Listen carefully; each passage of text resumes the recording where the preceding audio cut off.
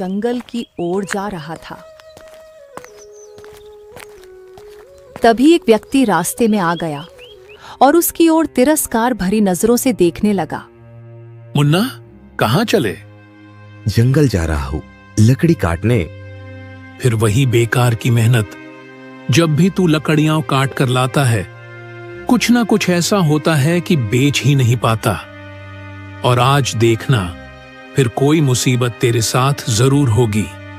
मुन्ना गहरी सांस लेते हुए आगे बढ़ गया।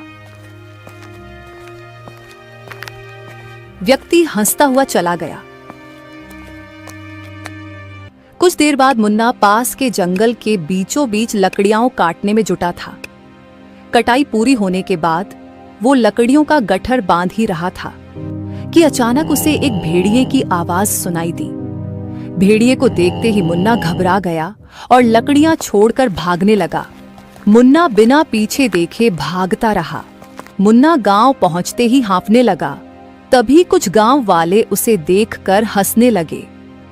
अरे अरे, मुन्ना फिर भागकर आया क्या भाई?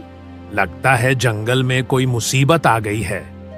कहीं ऐसा तो नहीं कि जंगल के जानवरों ने भी इसे मनहूस मान लिया हो? मुन्ना ने कोई जवाब नहीं दिया और चुपचाप अपनी झोपड़ी में चला गया। आज तो बाल बाल बच गया, नहीं तो आज मेरा मरना तय था। वो घर पर बैठा ही था कि तभी गांव का सेठ श्याम लाल अंदर आ पहुंचा और मुन्ना को क्रोधित नजरों से देखता हुआ बोला। ए मुन्ना, कितनी बार तुमको याद दिलाऊं? तुम्हारा कर्ज चुकाने का समय अब आ गया है।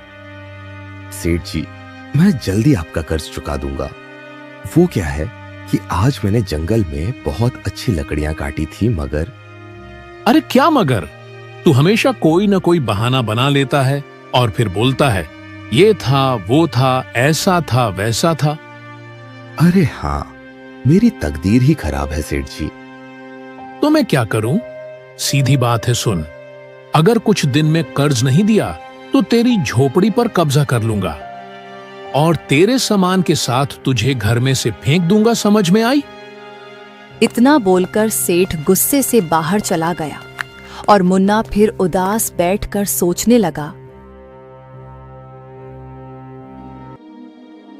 अगली सुबह मुन्ना कुल्हाड़ी लेकर जंगल की ओर जा ही रहा था कि रास्ते में बूढ़ी अम्मा मिल गईं। सुना है कल गांव के लोगों ने फिर से तेरा मजाक उड़ाया।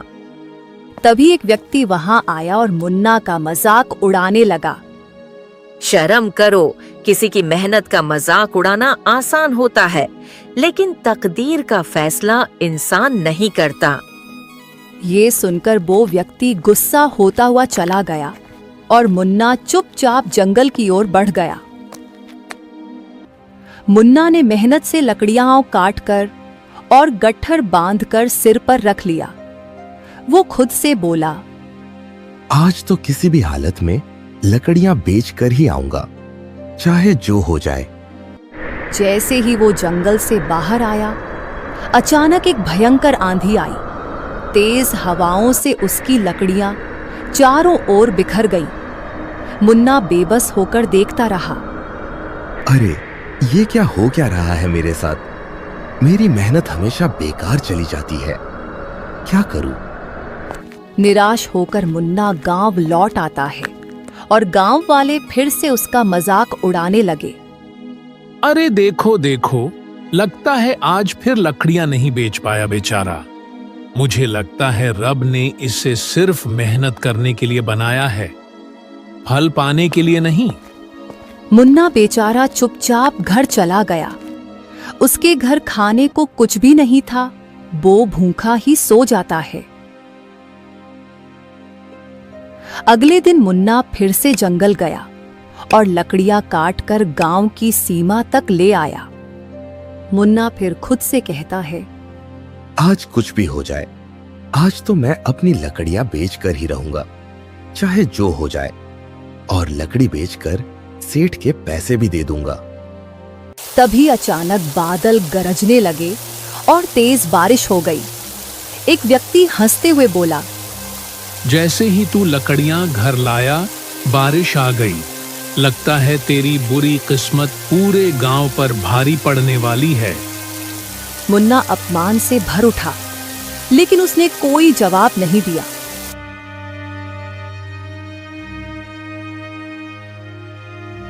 अगले दिन मुन्ना फिर जंगल जाने के लिए तैयार खड़ा था। तभी एक गांव वाला हंसते हुए उसके पास आ पहुंचा।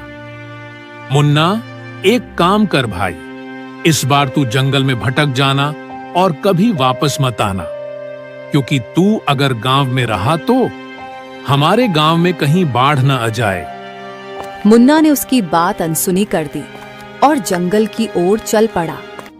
जंगल पहुंचकर मुन्ना एक बड़े वृक्ष के नीचे बैठकर उदास होकर आंसू बहाने लगा। गांव वाले सच कहते हैं, मेरी किस्मत ही फूटी हुई है। जब भी लकड़ियां काटकर बेचने जाता हूं, कोई न कोई मुसीबत आ जाती है।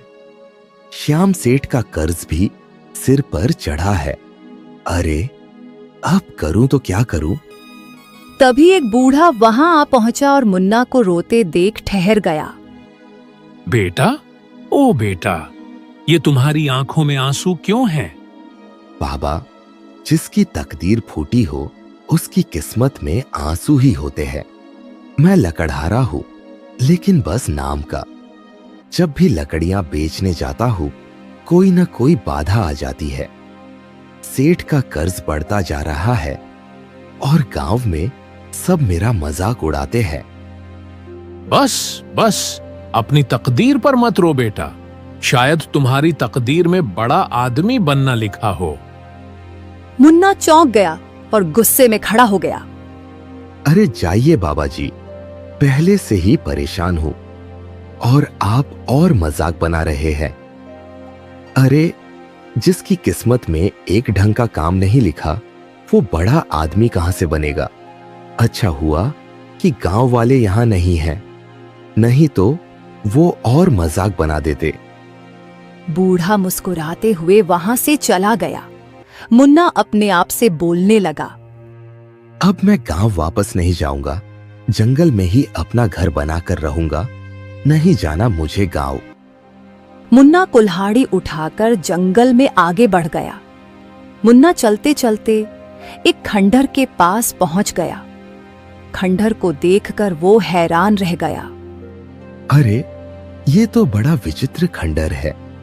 अंदर क्या है? अंदर चलकर देखता हूं। मुन्ना धीरे धीरे अंदर चला गया। उसने देखा कि वहां सुंदर घने वृक्ष थे। कुछ वृक्ष चंदन के भी थे।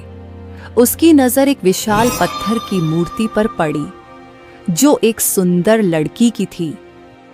अरे वाह, ये तो किसी राजकुमारी की मूर्ति लगती है। लेकिन इस खंडहर में क्या कर रही है?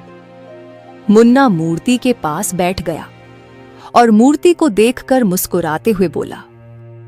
क्या वक्त है, क्या समय है? तुम भी अकेली हो, मैं भी। तुम पत्थर की हो, मैं पत्थर का नहीं। लेकिन जब लोग मेरा मजाक उड़ाते हैं, तब मैं पत्थर जैसा हो जाता हूं।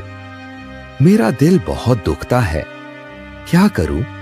जवाब देने का कोई फायदा भी तो नहीं है, है ना? मुन्ना काफी देर तक मूर्ति से बातें करता रहा।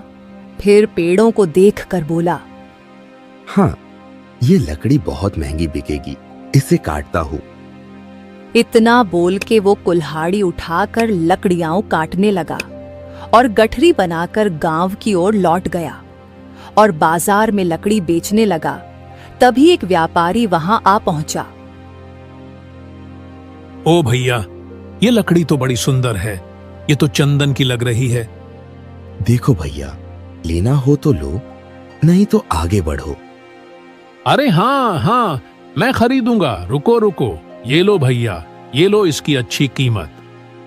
मुन्ना ने खुश होकर धन रख लिया और व्यापारी लकड़ियां लेकर चला गया। तभी वहां एक व्यक्ति आ पहुंचा। अरे मुन्ना, ये तो चमत्कार हो गया। वाह भाई वाह, जंगल से लकड़ी भी ले आया और अच्छे दामों में बेच भी दी। अब लगता है कि तेरी किस्मत बदल रही है। ये कहकर व्यक्ति हंसता हुआ चला गया। मुन्ना पैसे लेकर सेठ के घर चला गया और सेठ का कर्ज देते हुए बोला, सेठ जी, तुम्हारा कर्ज चुका दिया है, ठीक है। सेठ चौंकते हुए बोला, हाँ, अरे अरे, मुझे तो यकीन नहीं हो रहा।